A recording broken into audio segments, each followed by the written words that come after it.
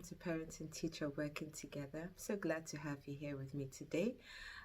Today I'm going to share with you the nuggets I took away from reading a book called African Parents Must Know. It's a safeguarding book called Child Protection and Welfare Issues in the United Kingdom. It's by Kemi Williams. And after reading the book, I went, I know the book does say African parents must know this, but I think it's something that all parents, all volunteers that work closely with children can learn a bit of what she shares in the book. She talks about stressful situations or pressures that can cause a parent or a volunteer to act in ways knowingly or unknowingly that could impact a child's physical, emotional, spiritual, or mental well-being. And we all know that as parents or volunteers, we all go through stressful situations. That's just a part of life. However, despite that, I don't think many of us will agree that it's not a role that we would want to trade for anything else. We're all happy to be parents or volunteers. However, we have to be mindful that just life does occur. And as a result of that, be mindful that when the pressures come or those stressful situations happen in life, that we're still tuning into our children, still trying to make sure that their welfare and mental and spiritual well-being is okay. And she talks about the kind of stressful situations. I know right now we're going through a stressful situation in terms of the country itself today and the coronavirus, but other things such as housing, immigration, or isolation, or racism, or health can cause one to feel stressful. And she reveals to us, she shares strategies that we can use to make sure that while going through those things, we're tuning in. Strategies she shows, parenting strategies she shows, which I think is good for everyone, is things like ensuring that we are developing positive relationships with our children. Keep those relationships going. Talk to your child, listen to your child, tune into your child, find out about their fears, their cares, their worries. You take time to listen to your child. She talks about modeling. That's a good one too. I know the way we feel can have an impact, a positive or negative impact on our children's state of mind. So modeling is a very good one. Prevention or being proactive. Don't just wait for those situations to occur. Be proactive, prevent them. Like I would say right now, in times right now where children have so many questions about what's going on, what's happening in my school, what's happening in the church, in my children's church, what's happening even in the life of someone who they may know that has been affected. Talk about it. Try and make sure you're speaking to them about it and just getting them to know that it's okay, it's all right. She talked about being mindful of your discipline, strategies, and taking care of yourself. All these things are so important. And so it's important that we as parents are doing, and volunteers, we're doing as much as we can to help children in this time. I'll leave you with a few examples that I have that made me really say, you know what, I'm going to speak with Kemi Williams and get her to talk about this book. I remember a parent that came up to me and said that she had a child, her child just plays around.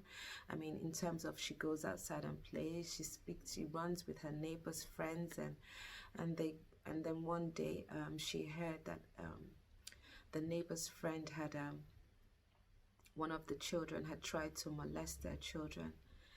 Now, I'm not saying this happens to everybody, but that means, you know, the parent was able to prevent this because she took time to listen to her child. And as such, she was able to speak about it to the parents. Another one where a stressful situation can occur is like if we have pressures of volunteers. I remember someone shared again where someone had met an old friend, and having met that old friend that he'd known for so long, he says, you know what, I've known you for so long. I know how much you love children and want to work with children. Why not be a part of the children's ministry? We're really short of volunteers. Sadly, when the person went in, the person had been on medication, and as such, that wasn't shared because the reference checks and the DBS checks had not been done. So it was a stressful time for the children as well as the volunteer that had shared that they wanted to be a part of the children's ministry. So those again are pressures that we face all the time in children's ministry that can affect us. Another one I remember is where a relative had come to stay with a long-time friend actually had come to stay with some people here in the UK. And sadly and unfortunately, the relative had been abusing their daughter.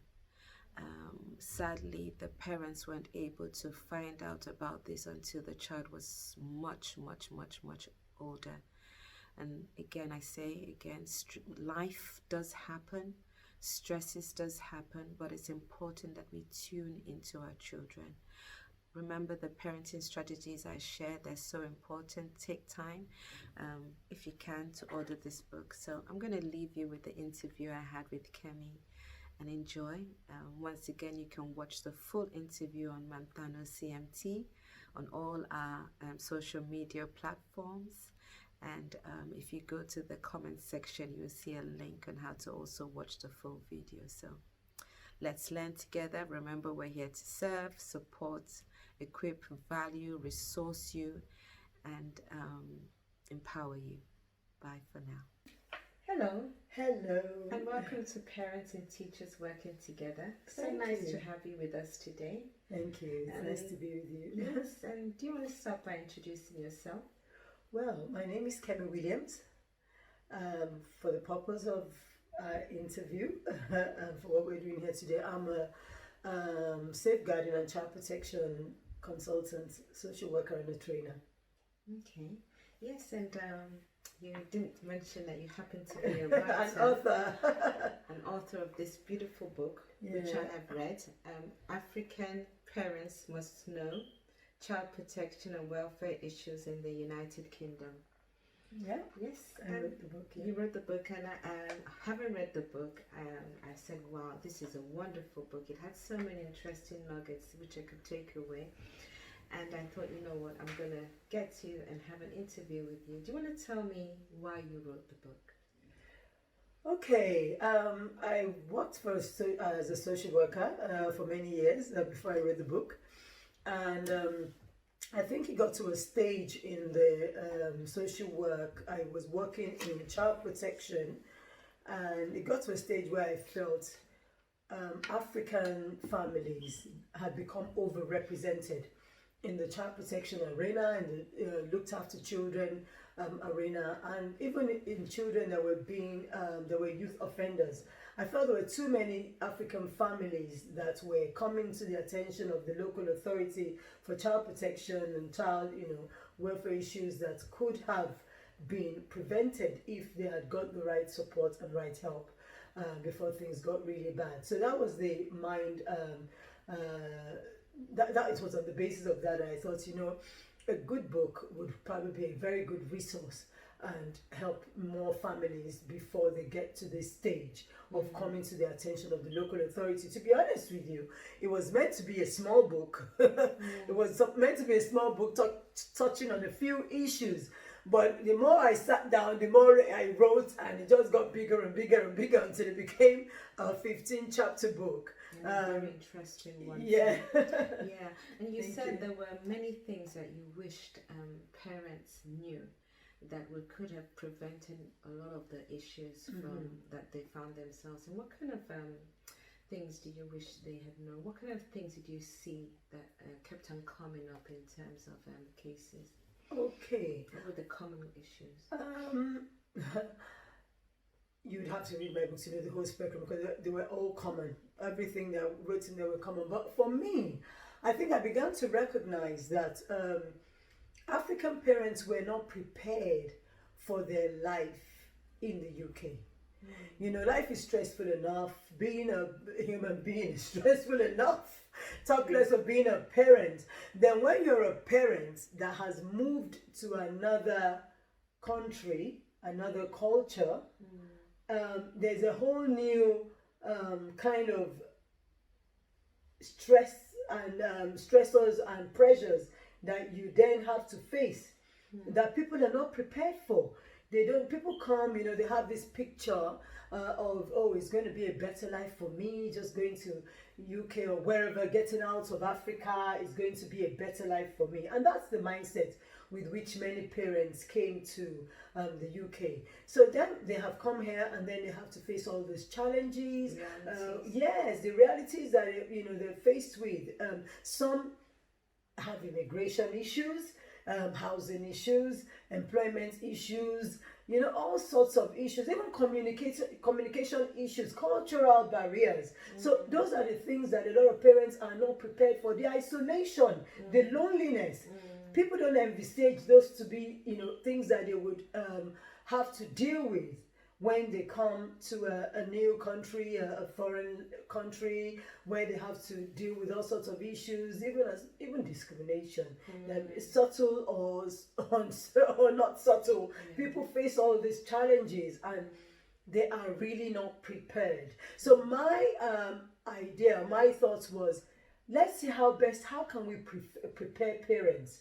How can we help them see and understand these challenges and maybe work towards dealing with some of them before they escalate and before they become something that it gets out of hand. For example, childcare practices, even though more and more nations are beginning to develop a more universal mindset about how children should be raised, is becoming more and more universal. But until recently, and even in very many parts of the world and a place like Africa, some practices are okay, they are still acceptable, and then you come to some parts of the Western world and some practices are a no, and there's that conflict where parents don't know. They don't come to this country, they don't come to the United Kingdom thinking, what's different about the childcare practice where I'm coming from and the one here? They don't think like that. They think, you're my child, I'm raising you, I raise you the best way I know how to, which is probably the way I was raised. So they have all these issues that they don't know. And children are probably more exposed to the culture in the United Kingdom than their parents are, because children have to they go to school, they're mixing with their peers, and they're learning a lot from their peers, they're hearing what people are saying, they're listening to their teachers. Meanwhile, the parents are in their own little world, just thinking of, how am I going to make ends meet? How am I going to get my housing situation solved? How am I going to get my papers, regularized and all of that? So that's what a parent is thinking of. That's what is in a parent's mind. They're not thinking, oh, how am I going to raise my child better? What's the best for raising my child? That's not on the phone. Really and truly, some of the parents, when they're doing all these things about taking care of life, they're actually doing it to make sure that their child has a better life. So one of the practices then you were trying to, which you had mentioned, was in terms of the stressors. So stressors like housing issue could affect the parents' mental well-being, or could affect the way in which or having two jobs could affect the way in which they're raising their child. So for instance, if a parent has two jobs, that could then be a stressor that would affect the child. What I found is it can be more challenging for a parent if they're parenting alone. It can be more challenging if they're parenting alone and they don't have a good network of support.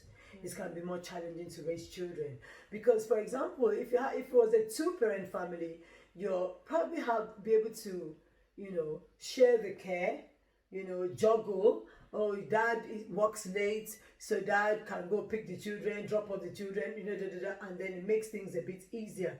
If you had a sister or brother living with you who could share, who is an adult, who could share that responsibility with you, it could also make things easier. But if you're parenting all by yourself, whether as a man or as a woman, it becomes a bit more challenging, because what two people could do, could juggle, it then becomes you doing it all alone. Now, for example, when I was living in the UK, my husband worked out of the UK a lot. He worked, he did a lot of work abroad. He did a lot of work, outside of London. And so there was a kind of agreement between us that, you would work locally, you would work, where you could make sure that the children you could easily drop off the kids in school and pick up the kids in school. Okay, and then obviously it was easier for me to do that because then there was the second income. I didn't feel the pressure of this money is not enough. I have to push myself, out, go to places where maybe I'll be better paid if I leave this place and go somewhere else. So that is a way of supporting one another that a lot of parents don't have. So I always suggest to a lot of single parents to create their own network of support. Try and get more people on board. Help people, because you got to, if you're going to need that help from them, you've got to also help them. Find time to help people, do exchanges. We did a lot of exchanges, even though, like I said, we're a two-parent family, but we did a lot of exchanges. I would get some of my friends to look after the kids one week, look after the children one week, then another one look after the children another week. That way we're able to share childcare when we didn't have enough holidays to cover for, enough holidays between ourselves to cover for the holidays our children had. And sometimes children will have holidays for like 3 months a year. And how much break do you get as a parent from work, even the most flexible work? So we try to work on that to make sure that we had the network of support. So I think it's very important that parents work on their network of support, find ways of reducing their stressors so that they can, parent better, and then it doesn't affect their children. Whatever it is they're going through doesn't affect their children. Yeah, because you can hear examples where you've actually, maybe because you've had 2 jobs, you've had to leave a child alone at home, which has brought a child being in a situation where the social services have had to be involved because of some incident or the other, or not only that, maybe you have maybe some young person that is underage person taking care of the child that has been reported to the agencies, and again they've even had to have social services being involved. So those are the things that parents have to be aware of. Yes. I mean, like I'm aware. It's not just it's not just the fear of social service going to get involved, me leaving my children alone. Why don't social services want to ensure that a child is not left home alone? Because of all the kind of things that happens to children when they're left home alone. I mean, there are loads of issues and loads of problems that could arise from children being left home alone. Like I know of a family where a mother has 2 young children, 2 boys. I remember them vividly because they are similar ages to my sons. And even though we never, there were some incidences with social services years before I got involved or before I became aware of it, it wasn't too heavy because the children were coming up to their teenage years. But what was actually dangerous, the danger that was looming for those children was because they were left alone for too long on their own, not getting into structured programs, not doing things that were constructive. They got into gangs, they became, they would go out and do anything, and then they just got into gangs, and it just became mayhem until they got to a state that they had to be arrested by the police. And before we know it, those 2 children ended up in prison. They ended up in young offenders institution, and that could have been prevented in many ways if strategies had been put in place to ensure that they had something constructive doing with their time, and they were more focused, and they didn't get into trouble, not just after school hours. They were everywhere but in the right place. So it's one of the reasons why we just as social workers, we're not just saying, oh, don't leave your children home alone because we want. No, anything could happen. Anything could happen. And for younger children, it could be more risky. You could think of all the dangers that could be within a home that could Children could fall, children could get into all sorts of, put on the gas, or somebody could even come in and, break in or whatever. It could just leave a child too vulnerable. So that's one of the things. That you saying that, it makes me to think that before we do anything pertaining to our children, we must make sure we look at the bigger picture. Make sure, even as you're saying, okay, this is what is happening, this is how life is, make sure that whatever you're doing, you're looking at the bigger picture, making sure that, okay, if I do leave my children safe, am I sure that they're not going to do this and do that, which could cause harm to that child? Okay. You've talked about parenting strategies. I'm just looking at your book again. You've talked about the importance of developing relationships, modeling behavior, having disapproving look. So what kind of practice would you say or advice would you give to a parent in terms of the welfare of their child? What advice would you give as a social worker? Well, and how to protect the welfare of their child? Well, the myriad of ways, but it's important. It's important that a parent takes good care of themselves. Like I said, your children pick up on your moods. They pick up on your emotions. So it's important. A lot of parents think, well, you know what, never mind about me. I'm sad, I'm stressed, I'm unhappy, I'm depressed, but never mind about me. You just be, watered, fed, and just carry on with life. But children don't operate like that. And it's important that parents recognize that your happiness affects your child, your unhappiness affects your child. And the happier you are as a parent, the better it is for your child. So it's important that parents recognize that and take care of themselves. And I say that, and I did say that in my book. I have a chapter on taking care of yourself, very important. But we all, like you also said in regards to making sure that in ensuring that you take good care of your children or ensuring that they are well protected, it's important that you watch out for them, listen to them. Just be conscious of your children's emotions. Children are aware that parents are busy. Children are very aware that parents are busy, and the average child does not want to stress their parents out. So it's very easy for parents that are busy to miss out on the cues that your children are sending out. So it's very important that you are in tune with your child. You check up on your child regularly. You let your child know that you're checking up on them, because they're very important. If a child knows that they're very important to you, then it improves their self-esteem.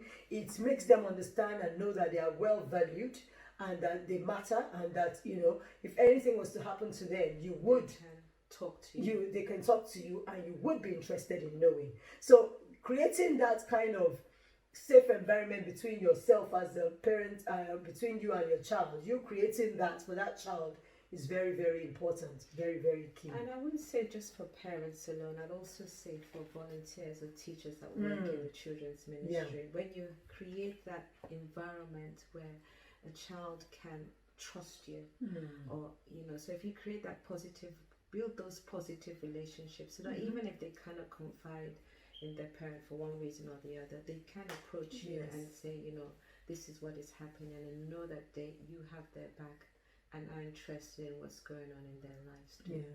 That's very important too. Very important that as adults, where children are concerned, we must be child focused.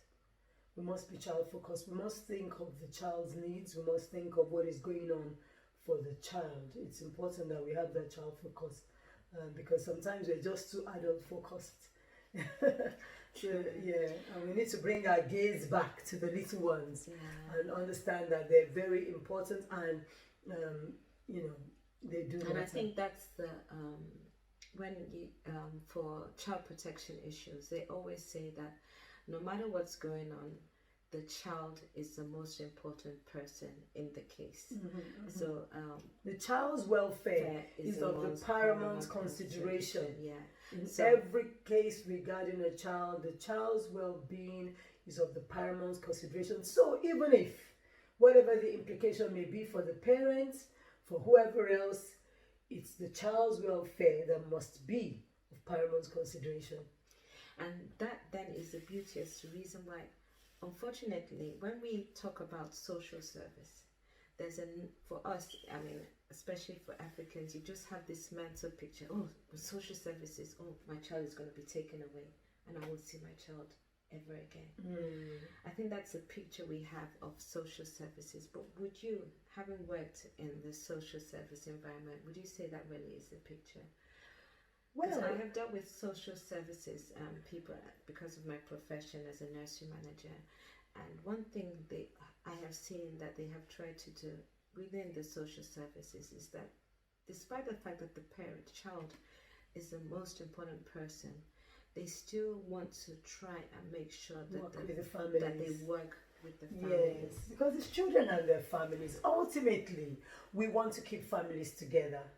It's not, we know that a child's best place is with their family, if it is possible that they be with that family and be safe. We know the child's best place is with the family. But I have seen people err on the side of caution. Usually it's always as the first step, because you can't do all the investigations and assessments and everything and information gathering immediately. So the most important thing is to get that child to a place of safety. You first of all want to ensure, for your peace of mind, for the peace of mind of the child, for the peace of mind of, to err on the side of caution, and first of all know that this child, first of all, is safe. So while we're doing the checks, while we're doing the assessments, while we're doing all the gathering of all the information that we need, at least we know that child is in a place of safety.